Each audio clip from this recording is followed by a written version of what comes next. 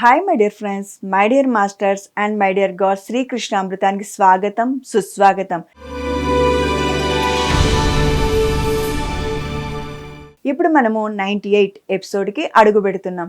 ఇటువంటి గొప్ప ధ్యాన జ్ఞాన మార్గాన్ని అందించినటువంటి బ్రహ్మర్షి పితామహ పత్రిజీ గారికి, పత్రి మేడం గారికి, సదానంద గారికి, భగవద్గీతకు శ్రీకృష్ణ పరమాత్మను కృతజ్ఞతలు చెప్పుకుంటూ ఇప్పుడు మనము ఒక అద్భుతమైన శ్లోకంని మొదలు పెట్టుకుందాం. భగవద్గీత 14వ అధ్యాయము 5వ శ్లోకము. సత్వం రజస్తమైతి గుణ ప్రకృతి సంభవః నిబంధంతి మహాబాహో దేహే దేహినమవ్యయం. చిన్న చిన్న పదాలతో పలికిస్తాను, శ్రద్ధగా పలకండి. సత్వం రజస్తమైతి గుణ ప్రకృతి సంభవః నిబంధంతి మహాబాహో దేహే దేహి నమవ్యయం. తాత్పర్యం ఏమనగా, ఓ మహాబాహో అంటే అర్జునుడిని పిలవడం. ఎవరు? శ్రీకృష్ణ పరమాత్మ. ఏమని పలికిస్తున్నాడు? ఓ మహాబాహో, ప్రకృతి వల్ల కలిగిన సత్వ రజో తమో గుణాలు నాశరహితుడైన జీవాత్మను దేహంలో బంధిస్తున్నాయి.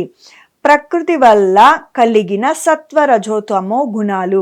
ఇక్కడ గత శ్లోకాల్లో ప్రకృతి అంటేమి, తమో గుణం అంటేమి, రజోగుణం అంటేమి, సత్వగుణం అంటేమి చాలా డీటెయిల్గా మనకు ఒక్కొక్క శ్లోకంలో శ్రీకృష్ణ పరమాత్మ వివరించి చెప్పాడు. అయినప్పటికీ ఒక 2 నిమిషాలు లోతట్టైనటువంటి జ్ఞానాన్ని తెలుసుకొని ముందుకు పోదాము. మై డియర్ ఫ్రెండ్స్, ప్రకృతి వల్ల కలిగిన అంటే పంచభూతాలతోనే సమస్త ప్రకృతి ఏర్పడింది.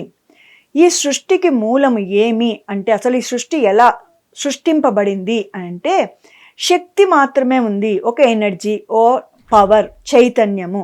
ఎప్పుడు ఏమని చెప్తారంటే, భగవంతుడు ఎలా ఏర్పడ్డాడు, ఈ సృష్టి అంతా ఎలా ఏర్పడిందని ఎంతో మందికి అనుమానం. వేదాలలో సృష్టి యొక్క ఆవిర్భావన గురించి రాయడం జరిగింది.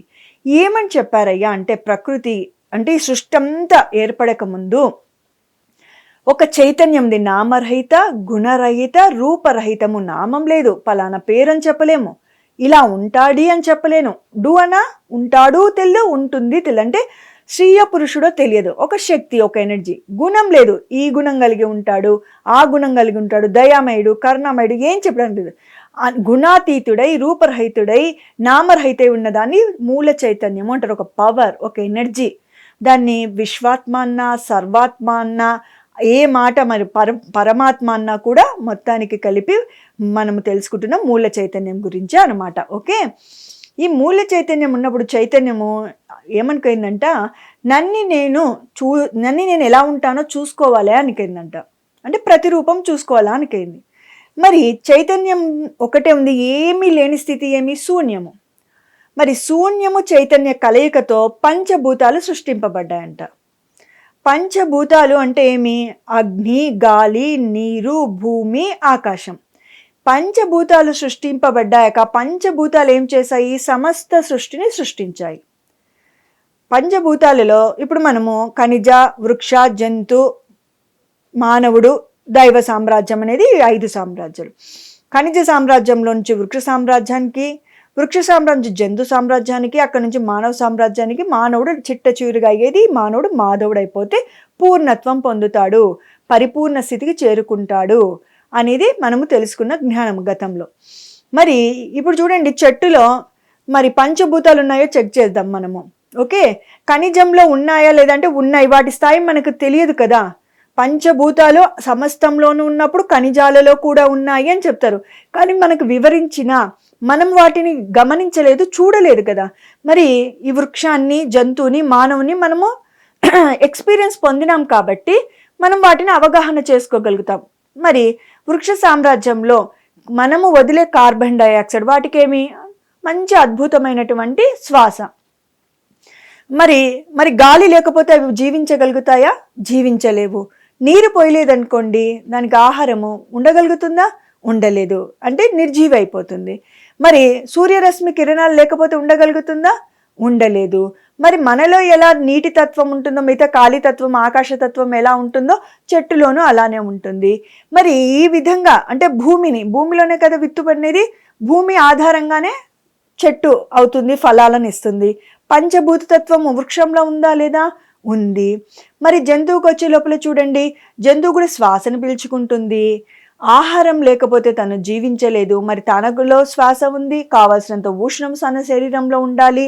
ఉష్ణం లేకపోతే కూడా శరీరం క్షయం అవుతుంది. కావాల్సినంత నీటి, నాలుక లాలాజలంతో కూడుకొని ఉంటుంది. దాని లోపల నీరు ఉందా లేదా? నీటి శాతం అంటే పంచభూతాల్లో ఒక భూతం ఉందా లేదా?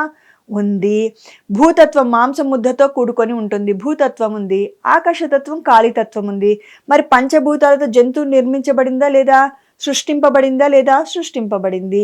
మానవుడు, మన శ్వాస క్రియ ఆగపోతే ఈ శరీరం ఏమవుతుంది? శవం అవుతుంది. మనకు బాడీలో ఉష్ణం ఉంది, బాగానే ఉంది. ఎక్కువగా ఉంటే జ్వరము, తక్కువగా ఉంటే ఏమవుతుంది? కూర్చోబెట్టి రబ్ చేస్తుంటారు, ఉష్ణాన్ని పుట్టిస్తుంటారు. మరి దాని అర్థం ఏమి? కావాల్సినంత ఉష్ణం కూడా బాడీ లేకపోతే ఈ శరీరము శవం అయిపోతుంది. పంచభూత తత్వంతో ఈ శరీరం ఏర్పడిందా లేదా? చూడండి, ఈ శరీరంలో ఉష్ణము లేదు అనుకున్నాం అనుకోండి, ఫర్ సపోజ్ ఏం చేయాలి? ఇలా రబ్ చేస్తారు అని చెప్తున్నాం. మరి చనిపోయిన శవాలను అలా టచ్ చేసే ఉంటారు కదా మన వాళ్ళు. ఎవరైనా చనిపోయినప్పుడు మనం వాళ్ళని పట్టుకొని ఏడవడము, వారికి కార్యక్రమాలు చేసేటప్పుడు ఎలా ఉంటుంది? మీకు ఒక అనుభవం ఉంటుంది కదా, చాలా చల్లపడి ఉంటుంది. దీన్ని బట్టి అర్థం ఏమవుతుంది? శరీరము శవం అయితే పంచభూత తత్వమైన అగ్నితత్వము వైదొలిగింది అని దాని అర్థము. మరి ఉన్నటువంటి లిక్విడ్స్ అన్ని కూడా తీసుకువెళ్ళి అగ్నిదేవునికి ఆహుతి చేసినప్పుడు ఈ లిక్విడ్స్ అన్ని కూడా కారిపోతాయి. భూమిలో పాతి పెట్టినా అంతే. అంటే నీటి తత్వం కూడా బయటికి వెళ్ళిపోతుంది. మరి నీరు ఉండాల్సిందే, అగ్ని ఉండాల్సిందే, శ్వాస ఉండాల్సిందే. మరి భూతత్వం మాంసముద్దని, మనలో ఉన్న మాంసాన్ని భూతత్వంతో పోలుస్తారు. ఎందుకు? మరి చక్కగా స్నానం చేసాక కూడా గట్టిగా మన శరీరం తిక్కితే మట్టి వస్తుందరే, ఇప్పుడు స్నానం చేసొచ్చు. ఎక్కడి నుంచి వచ్చిందంటే నువ్వు మట్టి తత్వం, భూతత్వము నీ శరీరానికి ఉంటుంది అని చెప్తారు. అంటే పంచభూత తత్వంతో మన శరీరము నిర్మించబడి ఉంది. ఆకాశతత్వము, మనలో 72% నీరు ఉంటుంది, మిగతాదంతా ఖాళీ తత్వము అంటే ఆకాశతత్వము అని. పైన ఆకాశం కనిపిస్తుంది మేఘావృతమై, పైకి వెళ్ళే కొద్దీ ఏముంటుంది? అక్కడ గాలి ఏమీ ఉండదు. ఇప్పుడు అర్థమైంది కదా. ప్రకృతి వల్ల కలిగిన సత్వ రజో తమో గుణాలు నాశరహితుడైనప్పటికీ జీవాత్మను దేహంలో బంధిస్తున్నాయి. మరి ఈ ప్రకృతి వల్లనే మానవుడు ఏర్పడుతున్నాడు. మానవుడికి గుణాలేమి? తమో రజో సత్వ గుణాలు. అవి నాశరహితం అయినప్పటికీ ఏమవుతుంది? జీవాత్మను అంటే మనము, మరి జీవాత్మను దేహంలో బంధిస్తున్నాయి. ఎందుకు? ఆ గుణాలకు అనుగుణంగా కర్మలు చేస్తున్నాం, కర్మల్ని బట్టి మరి జన్మలు. అందుకోసమనే ఈ దేహంలో బంధించబడి ఉంటున్నాం. ఈ దేహం పడిపోతే ఇంకొక దేహాన్ని పొందుతూ ఉన్నాం. మరి ఈ జీవాత్మ దేహంలో బంధింపబడ్డానికి కారణమేమి? గుణాలకు కారణమేమి? కర్మలు. ఈ కర్మల నుంచి బయటపడాలంటే ఏం చేయాలి? ధ్యానం చేయాలి. జ్ఞానాన్ని పొందితే సరైన కర్మలు చేస్తూ గుణాతీతుడు అవుతో ఈ దేహబంధం నుంచి విడబడతామని మనం గత శ్లోకాలంతా తెలుసుకుంటూ వచ్చాం. ధ్యాన వివరణకు వద్దాం. నిజానికి గుణాలు ప్రత్యేకమైన అస్తిత్వం లేదు, వాటికేమీ యాక్టివ్నెస్ లేదు. తమో గుణము బద్ధకము, దానికేమీ యాక్టివ్నెస్ లేదు. రజో గుణము అహంకారము, ఎప్పుడు దానికి యాక్టివ్నెస్ వచ్చింది? ఎప్పుడు పని చేయడం మొదలు పెడతాయి? గుణాలన్నీ మనసులో కలుగుతుంటాయి. గుణము అంటేమి మనసు, మనసు అంటేమి ఆలోచనలు. నాకు అన్ని ఊరికే వచ్చి పడిపోవాలని నేను కష్టపడకపోయినా అది తమో గుణ లక్షణం. ఆలోచన రూపంలో మనసు ప్రేరేపించింది. నేను గొప్పోడిని, నేను గొప్పదానిని, నాకు అందగాడిని, నాకు చాలా చదువు ఉంది, నాకు చాలా ఆస్తుంది, నేను అందరికన్నా అందగాడిని, నాకు గొప్ప చదువు ఉంది, నేను గొప్ప పదవిలో ఉన్నాను. ఇది అహంకారము. నేను చెప్పిందే జరగాలి, నేను ఏ మాట మాట్లాడితే నా మాటే శాసనం అన్నట్టుగా ప్రవర్తిస్తుంటారు. అది ఎక్కడ?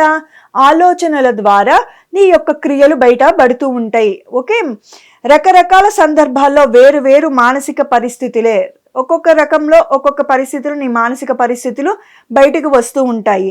ఈ గుణాలుగా అభివ్యక్తం అవుతుంటాయి. మరి పొద్దున్నే లేచినప్పుడు ఎలా ఉంటావు? బద్ధకంగా ఉంటావు. ఎవరైనా కాఫీ తెచ్చిస్తేనే తాగాలనిపిస్తుంది. మార్నింగ్ ఏ గుణంలో ఉన్నాం? తమో గుణంలో ఉన్నాం. డే అయ్యే కొద్దీ ఎలా ఉంటుంది? అరుస్తావు, కరుస్తావు, ఎగిరెగిరి పడతావు, రజో గుణంతో ఉంటావు. అంటే సమయం బట్టి ఆ వ్యక్తులు ఆ గుణాలను అభివ్యక్తం చేస్తూ ఉంటారు అని చెప్తున్నారు. ఈ గుణాలుగా అభివ్యక్తం అవుతుంటాయి. ఎప్పుడు ఏ గుణం ప్రకోపిస్తే తదుగుణంగా మనసు మారుతూ ఉంటుంది. మరి మార్నింగ్ ఎందుకు బద్ధకస్తుడిగా ఉన్నావు? తమో గుణం ప్రకోపించింది. మరి మధ్యాహ్నం అయ్యే లోపల బాగా ఫుడ్ తిని బాగా ఎనర్జెటిక్గా ఉండి అరుస్తావు, కేకలేస్తావు, అందరినీ కోప్పడతావు, అప్పుడు ఏమని అర్థము? రజోగుణంతో నువ్వు ప్రేరేపింపబడ్డావు. ఆ గుణం యొక్క లక్షణాలు బయటపడుతూ ఉంటాయి. జీవాత్మ వాస్తవానికి గుణాతీతుడు అయినప్పటికీ ఇది చాలా మోస్ట్ ఇంపార్టెంట్ లైన్. చాలా మందికి, నేను కూడా ధ్యానంలోకి వచ్చిన కొత్తలో, సరే ఖనిజ వృక్ష జంతువులో పాప పుణ్యాలంటూ ఏవీ లేవు. ఎందుకు లేవు అంటే చెట్టు చేయాల్సిన పని చెట్టు చేస్తుంది, జంతువు చేయాల్సిన పని జంతువు చేస్తుంది. ఎక్కడ ఈర్ష్య ద్వేషాలు లేవు. ఆహారం కోసం ఆకలైతేనే సింహం అలాంటిది, అప్పుడే వేటకు పోతుంది, వేటాడుతుంది. ఎంత మాంసం అవసరమో అంతే తిని వచ్చేస్తుంది తన గృహకు. అంతేకాని ఒక 4 రోజులకు అవసరం పడని ఒక 10 జంతువుల్ని తెచ్చిపెట్టుకోదు. ఆ మాంసాన్ని ఎవరో తింటారు కదా, మరి నాకు రాత్రికి కావాలి కదా అని తెచ్చిపెట్టుకోదు అనేది ఇవన్నీ ఎగ్జాంపుల్గా మనకి చెబుతూ ఉంటారు. చెట్టు చెడ్డ అంటే దుర్మార్గుడికైనా పండిస్తుంది, మంచివాడికైనా ఇస్తుంది, తోటమాలికైనా పండిస్తుంది, యజమానికైనా పండిస్తుంది, రాయి తీసుకొని కొట్టిన వాడికైనా పండిస్తుంది. అంటే దాని పని ఏమి? ఇచ్చే గుణము. మరి ఎవరు ఏ స్థితిలో ఉన్నారో అంటే ఖనిజ సామ్రాజ్యంలో ఉన్న స్థితి, ఖనిజాందే బంగారు నేను పెట్టుకున్న ఒప్పుకుంటుంది, పటన్ నా స్నేహితురాలకి ఇచ్చిన పెట్టుకుంటుంది, ఎవరు దొంగలించి కొనిపోయి వాళ్ళు పెట్టుకున్నా అరే నీ గీతా మేడం ఇది నేను నువ్వెందుకు పెట్టుకున్నావు అని అనదు. అంటే ఎవరి దగ్గర ఏది ఉంటో ఆ విధంగానే అవి అభివ్యక్తం అవుతున్నాయి. ఒక మానవుడు మాత్రమే ఇలా రకరకాలుగా ప్రవర్తిస్తున్నాడు అంటారు. అన్నిటికీ చూడండి, ఖనిజ సామ్రాజ్యంలో ఒక రాయి ఉంటుంది కదా, అది కదలలేదు. చైతన్యంలో తేడాలు తెలుసుకోండి. మనం అప్పుడు సరిగ్గా జీవిస్తాము, మనకి తేడా తెలియకనే ఇన్ని రోజులు మనం సరికాని జీవనం జీవిస్తున్నాం. మరి ఎందుకు ఖనిజ సామ్రాజ్యంలో కదలలేదు, రీప్రొడ్యూస్ చేయలేదు, పెరగదు? ఇంత రాయి ఇంత ఇంత ఇంత అంత కాదు. ఓకే, మరి వృక్షానికి వచ్చే లోపల కొంచెం డెవలప్మెంట్ అవుతుంది, కదలలేదు కరెక్టే, కానీ పెరగగలుగుతుంది, రీప్రొడ్యూస్ చేయగలుగుతుంది. అంటే మరి విత్తనం ద్వారా, చెట్టు ద్వారా వేరే యొక్క మొక్కలు చెట్లు వస్తాయి. ఎన్ని విత్తనాలు వేస్తే అన్ని చెట్లు వస్తాయి. అదే ఒక్క విత్తనము చెట్టు అయ్యి ఎన్నో వందల విత్తనాలను, ఎన్నో వేల చెట్లను సృష్టించే శక్తి ఉంది. అంటే డెవలప్ అయిందా లేదా? మరి ఖనిజంలోనేమో కదలలేదు, పెరగలేదు, రీప్రొడ్యూస్ చేయలేదు. కానీ వృక్షానికి వచ్చే లోపల కదలలేదు, పెరగగలుగుతుంది, రీప్రొడ్యూస్ చేయగలుగుతుంది. జంతువుకి వచ్చే లోపల కదలగలుగుతుంది, ఇక్కడ నుంచి అక్కడ పోతుంది, అక్కడ నుంచి ఇక్కడ పోతుంది, చీమైనా పోతుంది, దోమైనా పోతుంది, సింహమైనా పోతుంది, పావురమైనా పోతుంది, చేపైనా పోతుంది. అవునా? మరి అంతేకాకుండా జంతువు ఏం చేస్తుంది? ఇక్కడ నుంచి అక్కడికి పోతుంది, వెరీ గుడ్. రీప్రొడ్యూస్ చేస్తుంది, వెరీ వెరీ గుడ్. పెరుగుతుంది, చిన్న కుక్క పిల్ల పెద్దగా కాదా, సింహం పెద్దగా కాదా, అలా పెరుగుతుంది. అంటే ఇక్కడ చెట్టుకు వృక్ష సామ్రాజ్యానికి జంతు సామ్రాజ్యానికి తేడా ఏముంది? కదలలేనిది వృక్ష సామ్రాజ్యము, కదలగలిగినది జంతు సామ్రాజ్యము. అబ్బా, సర్వశక్తులు ఉన్నాయి జంతువుకు, కానీ తను ఎప్పుడు రూల్స్ బ్రేక్ చేయలేదు, తన ధర్మంలో తను జీవించుకుంటూ పోయింది. ఆవు గడ్డి తప్ప ఆకలేసిన మాంసం ముద్ద తినదు, సింహము ఆకలేసిన మాంసం ముద్ద తప్ప మొక్కల జోలికి పోదు. మనము ఇంగిత జ్ఞానం ఉన్నప్పటికీ చాలా మంది చెప్తుంటారు గురువులు, 5 సెన్సెస్ అందరికీ సమానమే, మరి 6th సెన్స్ జంతువుకు మనిషికి తేడా ఏమంటే ఒక్క సెన్స్ ఎక్కువగా ఉంటుంది. ఏ సెన్సు? ఒక సెన్స్ ఎక్కువగా ఉంది. వీటికి మొత్తం సేమ్ ఉన్నాయి, ఆలోచన ఒక్కటే మానవుడికి ఎక్కువ, మిగతావన్నీ ఈ రెండిటికి జంతు సామ్రాజ్యానికి మానవ సామ్రాజ్యానికి సేమ్. అది పెరగగలుగుతాడు, మానవుడు పెరగగలుగుతాడు, మానవుడు రీప్రొడ్యూస్ చేయగలుగుతాడు, జంతువు రీప్రొడ్యూస్ చేయగలుగుతుంది, వీడు కదలగలుగుతాడు, జంతువు కదలగలుగుతాడు. కానీ ఆలోచన శక్తి మాత్రం ఎవరికి ఎక్కువగా ఉంది? మానవుడికి ఉంది. 5 సెన్సెస్ అంటే ఏమి? చూడడము, జంతువు కూడా చూస్తుంది, వృక్షం చూడలేదు కదా, ఓకే, దానికి సెన్స్ ఏముండదు. ఓకే, మరి జంతువు కదలగలుగుతుంది, మానవుడు కదలగలుగుతాడు, వినగలుగుతాడు, మరి వాసన చూడగలుగుతాడు, స్పర్శించగలుగుతాడు. ఇవన్నీ ఈ 5 సెన్సెస్. ఏవి? చూడడము, వినడము, పీల్చుకోవడము ఏమి అని, నాలుకతో రుచి చూడడము, అంతేకాకుండా స్పర్శ. ఈ 5 సెన్సెస్ 5 సెన్సెస్ కాకుండా 6th సెన్స్ ఏముంది? థింకింగ్ సెన్స్ మానవుడికి అధికంగా ఉంది. కానీ అధికంగా ఉండి ఏం చేస్తున్నాడు? ఎలా ఉండాలో ఎలా ఉండకూడదో కూడా విచక్షణ జ్ఞానం లేకుండా ప్రవర్తిస్తున్నాడు. మరి దీన్ని బట్టి అందుకనే మానవుడు ఈ జనన మరణ చక్రంలో మానవ జన్మలు అనేకం ఎత్తాడు. జంతువులు ఒక్కొక్క జన్మ ఎత్తి ఒక్కొక్క అనుభవం పొంది ముందుకు సాగిపోయి ఉంటాడు. మానవ జన్మలోనే స్ట్రక్ అయిపోయి ఉంటాడు. ఎన్నో వందల జన్మలు ఎత్తుతూ తమో గుణంలో 150 జన్మలు, రజోగుణంలో 150 జన్మలు, సత్వగుణం అంటే ఎదుగుతూ ఎదిగే ఒక్క గుణం మారడానికి ఒక జన్మ నుంచి ఒక జన్మకు మారితే మిల్లీమీటర్ అంత గుణం మారుతుందంట. ఒక లైన్కి మధ్యన స్పేస్ ఉంటుంది చూడండి, స్కేల్ తీసుకుంటే మిల్లీమీటర్ అంటే అంత ఎదుగుదల ఉంటుంది. మరి 150 జన్మలు దాటంది ఒక తమో గుణం దాటలేడు, 150 జన్మలు ఎత్తంది ఒక రజోగుణం దాటలేడు. ఈ సత్వగుణం చూడండి 50 జన్మలు, ఎందుకంటే ఆడ సద్గుణం ఉంది. నేను బాగుండాలి, నువ్వు బాగుండాలి, దాన ధర్మాలు చేయడం, మంచిగా అందరు బాగుండాలి, పరమాత్మాని భగవంతుని వేడుకోవడం. కానీ ఆడ ఏముంది సత్వగుణంలో, మేము ఎన్ని గొప్ప పనులు చేశామో అనే అహంకారము, మా తాతగారు ఎంత గొప్పవారో అనే అహంకారము, మరి ఏదైనా చేసి పేపర్లలో పడాలి, నా పేరు అందరు అనుకోవాలి, భగవంతుడా నేను నీకు ఇచ్చేసాను, నాకు తిరిగి నా కుటుంబాన్ని బాగా చూడు, ఇలా ఒక తత్వం, ఒక గుణం ఉంటుంది. మరి తిరిగి ఆశించే గుణం, నిర్గుణ స్థితికి పొందేంత వరకు ఈ గుణాతీతుడు అంటే తమో రజో సత్వ గుణాల్లో పడి నలుగుతుంటాం. ఓకే మై డియర్ బస్, ఇది మనం ఇక్కడ తెలుసుకోవాల్సింది ఏమి, జీవాత్మ వాస్తవానికి గుణాతీతుడు అయినప్పటికీ మొట్టమొదటి జన్మల్లో జంతు సామ్రాజ్యం దాటి మానవ సామ్రాజ్యంలోకి అడిగి పెట్టినప్పుడు కర్మలు ఏమి ఉండవు కదా, ఎందుకు ఈ జన్మమరణ చక్రంలో చిక్కుకొని ఉండాలి అని. మొట్టమొదటి జన్మ మానవ జన్మ ఏది, తమో గుణ లక్షణంతో పుడతాడు. పుట్టినప్పటి నుంచి అప్పటి నుంచి కర్మలు మొదలవుతాయి అన్నమాట. బద్ధకస్తుడిగా ఉండి ఇతరులు లాక్కొని కష్టపడకుండా తింటూ ఉంటాడు, అప్పటి నుంచి కర్మలు అనేది మొదలవుతాయి. మొట్టమొదటి గుణం ఏమి, మానవ జన్మ గుణం తమో గుణం. తమో గుణం యొక్క లక్షణం ఏమి, బద్ధకస్తుడిగా ఉండి అందరి దగ్గర నుంచి స్వార్థంగా తీసుకొని తినడం. ఓకే, మరి ముందుకు వెళ్దాం. ఆయా గుణాలలో తాదాత్మ్యం చెంది అంటే కలయిక చెంది సుఖ దుఃఖాలను ద్వంద్వాలను అనుభవిస్తుంటాడు. ద్వంద్వాతీతుడు మానవుడు ఎట్లా ఉంటాడు, మంచి చెడు, లాభము నష్టము, నీది నాది, ఉన్నోడు లేనోడు, ఆరోగ్యము అనారోగ్యం, ప్రతిదానికి ద్వంద్వాతీతంలో ఉండి నలుగుతూ ఉంటాడు. మంచి జరిగింది అనుకోండి హాయిగా ఆనందంగా ప్రశాంతంగా ఎగిరి దిగిరి పడుతుంటాడు, పైపి లేసి పడుతుంటాడు, ఒక అలా ఎగిరి పడినట్టు. ఏదైనా కష్టం వచ్చింది, బాధ వచ్చింది, తట్టుకోలేనంత బాధ ఉంది, నష్టం జరిగింది, లేకపోతే అనారోగ్యం వచ్చింది, ఏ స్థితిలో ఉంటాడు, భయాందోళన కలుగుతూ ఉంటుంది, భగవంతునికి ప్రార్థిస్తాడు, పరనింద చేస్తాడు, నీ వల్ల నా జీవితం ఇలా అయ్యింది అని. చూడండి, ఒక ఎగ్జాంపుల్ చెప్పుకుందాం. ఒక వ్యాపారం పెట్టాడు, కష్టపడ్డాడు, బాగా కలిసి వచ్చింది. అప్పుడు ఎవరిని అన్నాడు, నా ఫ్రెండ్ సలహా ఇచ్చాడు అన్నాడు, మా నాన్న పెట్టుబడి పెట్టాడని అన్నాడు, నా భార్య నాకు ఎంతో సహకరించింది అన్నాడు, నా పిల్లలు నేను వాళ్ళతో సమయం గడపకపోయినా వారు నన్ను ఆశించలేదు అన్నాడు. ఒకవేళ అదే వ్యాపారి నష్టపోయాడు అనుకోండి, ఈ పిల్లలు ఎప్పుడు ఏడుస్తుండ్రి, నా భార్య సహకరించదు, నా ఫ్రెండ్ ఈ వ్యాపారం పెట్టించాడు అందుకని నా జీవితం ఇలా అయింది, నా తండ్రి ఎలా సంపాదించాడో అందుకని నా జీవితము ఇలా ఉంటుందని. చాలా మందిలో ఈ మధ్యలో వింటుంటాం మేము బయట. డబ్బు వాళ్ళ తల్లిదండ్రులు పూర్వపు ఆస్తులు వచ్చిన వాళ్ళు పోగొట్టుకుంటే ఒక స్టేట్మెంట్ ఏమిస్తున్నారంటే, పోగొట్టుకోవడం వీళ్ళ యొక్క అహంకారము, దాని యొక్క విలువ తెలియదు, కష్టం తెలియదు. ఏమని చెప్తున్నంటే వాళ్ళది ఎంత పాపపు సొమ్మో అందుకని మేము పోగొట్టుకున్నాము. దీనిని ఏమంటారు, రజోగుణ లక్షణం అంటారా కాదా? మరి ఇలా మానవుడు ఇలా ముందుకు సాగిపోతున్నాడు. ఎందుకు, ద్వంద్వాలు, మంచి జరిగితే ఇలా ఉంటాడు, చెడు జరిగితే అలా ఉంటాడు. మరి ద్వంద్వాతీతుడు కావాలి అనేదే కదా జన్మ యొక్క మూలార్థము. ముందుకు వెళ్ళిపోదాం మై డియర్ ఫ్రెండ్స్. ఇంకా ఏం చెప్తున్నారో భగవద్గీతలో తెలుసుకుందాము. ఆయా అనుభవాలు సంస్కారాలను వాసనలను సృష్టిస్తూ ఉంటాయి.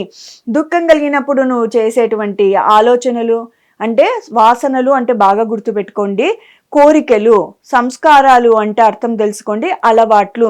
మంచి కోరికలైనా చెడ్డ కోరికలైనా ఉంటాయి. మంచి కోరికలు అంటే నేను ధ్యానం చేయాలి, జ్ఞానాన్ని పొందాలి, 10 మందికి సహాయపడాలి, నా జీవితాన్ని ధన్యం చేసుకోవాలి అని అదొక కోరిక ఉంటుంది. కోరిక అంటే నేను నా పిల్లలతో బాగుండాలి, నా భార్యతో ఉండాలి, అది తప్పు కాదు.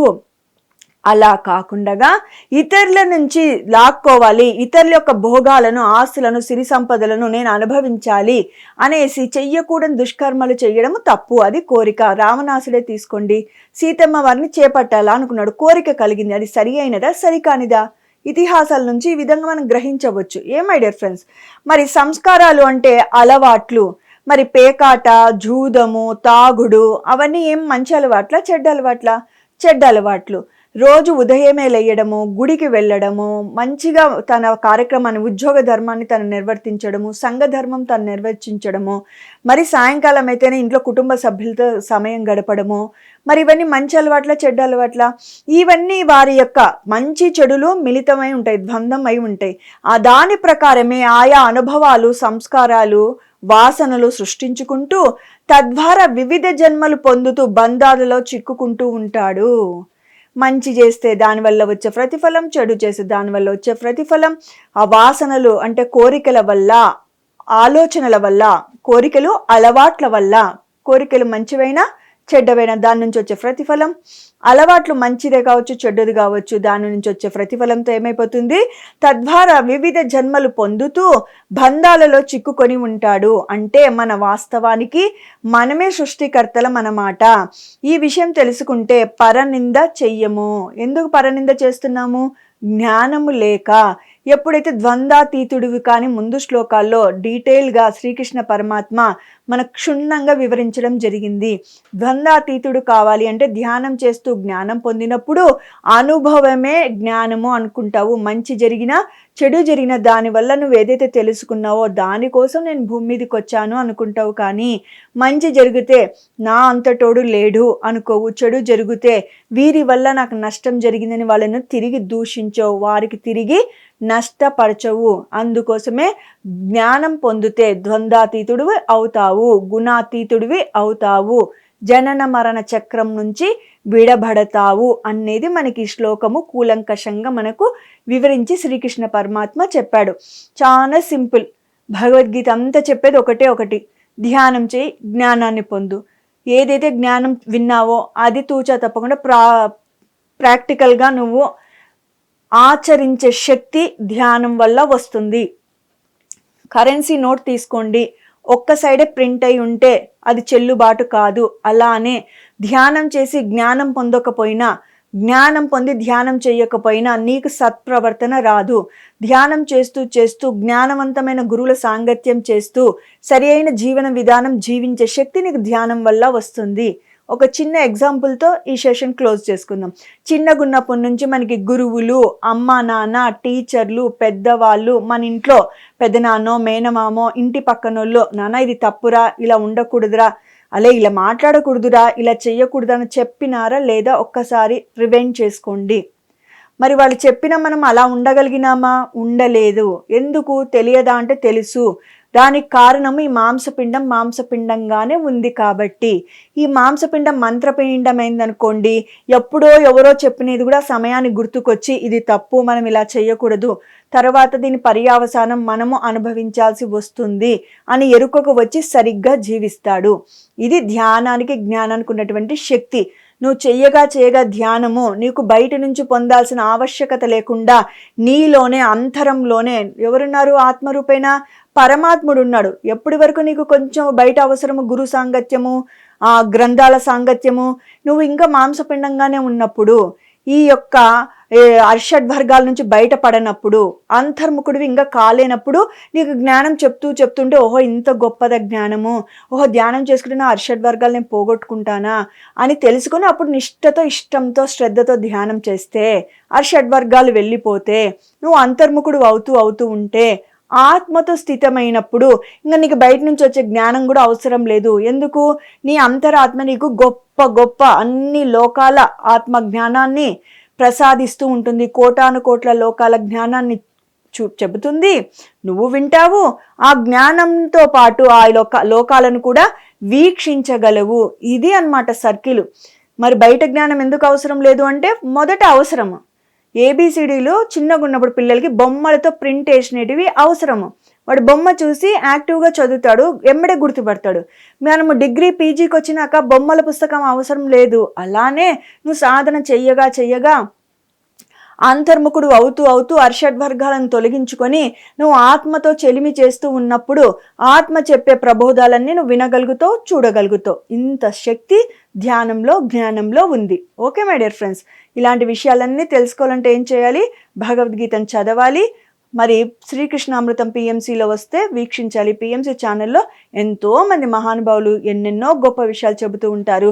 రోజు కొంత సమయాన్ని మనం కేటాయించామంటే అద్భుతమైన జ్ఞానం పొందుతాము. అప్పుడు అంతర్ముఖుడు అవ్వడానికి ఈ జ్ఞానం అంతా నీకు అవసరం పడుతుంది. నీలో ఉన్న పరమాత్ముడు చెప్పే మాటలు వినడానికి ఈ జ్ఞానం అంతా నీకు ఒక మార్గదర్శిగా నీకు ఉపయోగపడుతుంది. మరి ఈ అవకాశం ఇచ్చినటువంటి బ్రహ్మర్షి పితామహ పత్రిజీ గారికి, పిఎంసి ఛానల్ వారికి కృతజ్ఞతలు చెప్పుకుంటున్నాను. మరొక అద్భుతమైన శ్లోకంతో మీ ముందుంటాను. Okay my dear friends, my dear masters and my dear gods, ఇక సెలవు.